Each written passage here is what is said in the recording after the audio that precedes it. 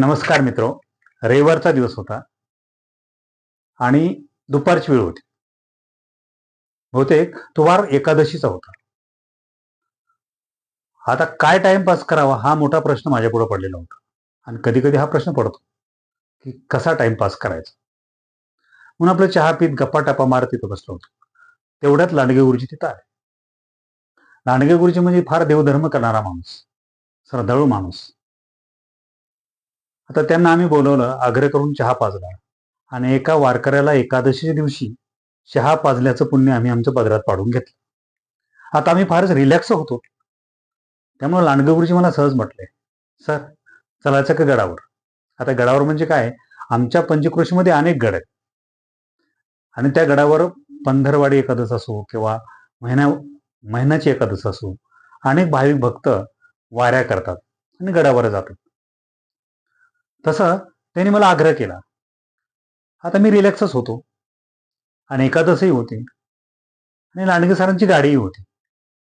चला टाइमपास करायचा प्रश्न सुटला असं म्हणून मी त्यांच्याबरोबर जायला तयार झालो.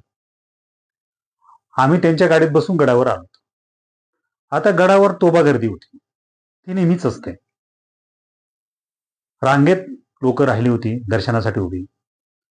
आता लांडगे सर असेल किंवा मी पण असेल तर दर्शन करताना चिटिंग करून दर्शन घ्यावं अशी आमची इच्छा नव्हती.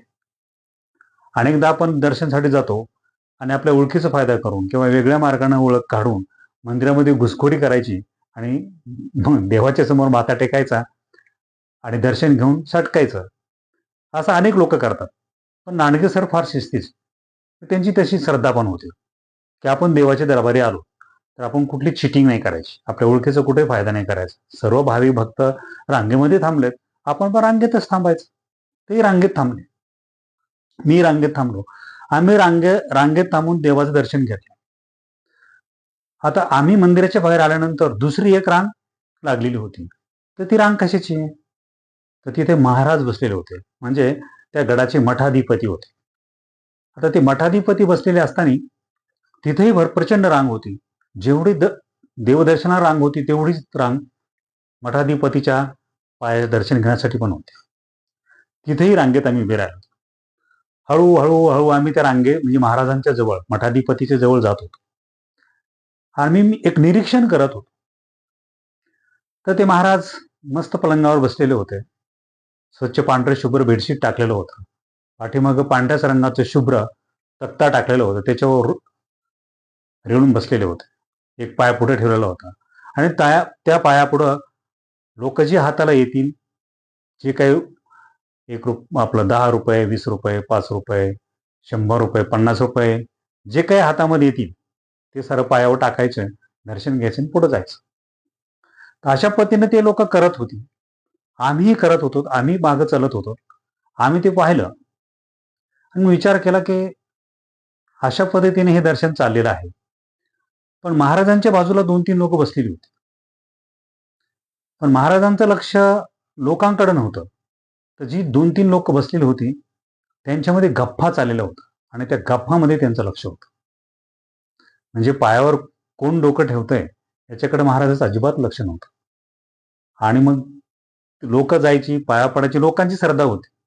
महाराज आपल्याकडे पाहतोय, कुठला आशीर्वाद देतोय किंवा आपल्याला नाही देतोय हे लोकांच्या काही ध्यानीमनी नव्हतं. श्रद्धाळू लोक आहात, तिथे जायचे, पायावर डोकं ठेवायचे, त्यांचा आशीर्वाद भेटला असं गृहीत धरून पुढे जायचे, जे आपल्या शक्तीनुसार पायावर काहीतरी ठेवायचे.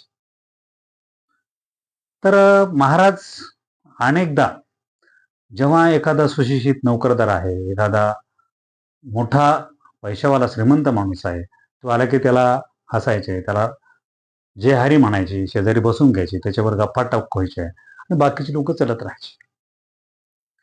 तसं आमचे लांडगे सर नेहमी जाणारे, त्यांची महाराजांची ओळख होती आणि लांडगे सरांचा हातही मोकळा होता. तेही मोकळ्या हाताने दान करत असत. त्यांची ती सवयच होती. त्यांनी मोकळ्या हाताने दान केलं. पण आता कुठल्या महाराजाच्या पायावर काही रुपये ठेवात अशी काही माझी इच्छा नव्हती. तेव्हा तसं मी करतही नाही, ती केलं पण नाही. लांडगे सरांना पैसे ठेवले आणि आम्हाला तिथं जवळच जागा भेटली. आम्ही तिथं टेकलो. आता लोक येत होते, महाराज बोलत होते, महाराजांच्या कुठल्या तरी राजकारणाच्या याच्या त्याच्या गप्पा चालू होत्या. आता त्या गप्पामध्ये मलाही काही रस नव्हता आणि महाराजांना त्या भक्तांच्या दर्शन घेण्यात काही रस नव्हता. त्यांना त्यांच्या गप्पामध्ये रंग होता. झालं काय, एक पोक्त वयाचा माणूस तिथं आला. त्याच्या पायामध्ये चप्पल नव्हती. त्याचा जे फटका होता तोही फाटलेला होता. कुर्ता घातलेला होता तोही मळालेला होता. तोही फाटका तुटका होता. फुपाट्यानं पाय भरलेले होते. तो पुढं आला. त्यानं खिशातनं म्हणजे त्या बनेलमधनं त्या बंटीमधनं त्यानं ते एक तंबाखूची पिशवी काढली, संची काढली. त्याच्यामध्ये तंबाखू होती.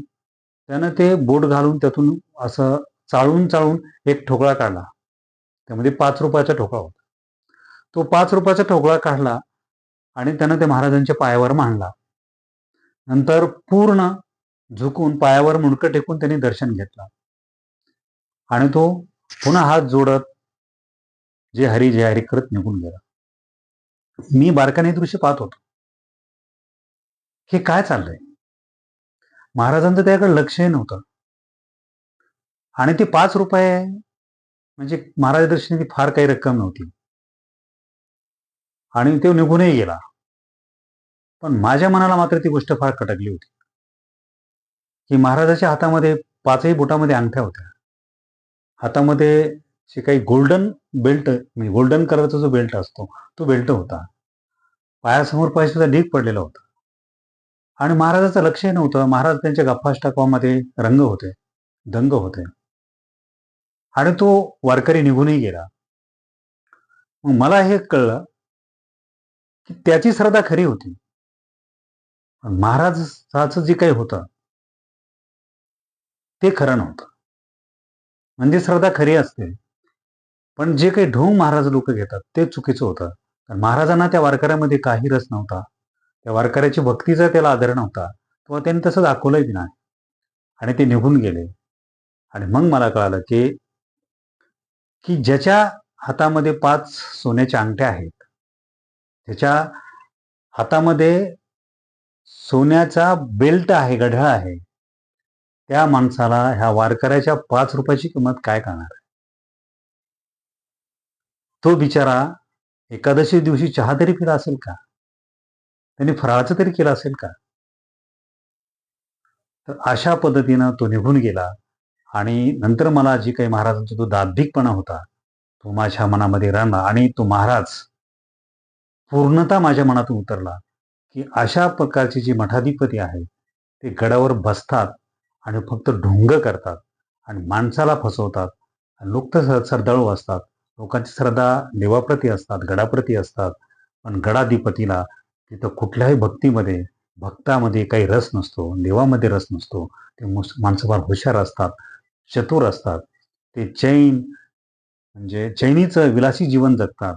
सोनिया महामृत्तिके समान म्हणणारे तुकोबा कुठं आणि दांभिक प्रत्येक मोहामध्ये अडकत घडा मठाधिपती म्हणून घेणारे मठाधिपती कुठं हा प्रश्न घेऊन मी तिथून निघून आलो.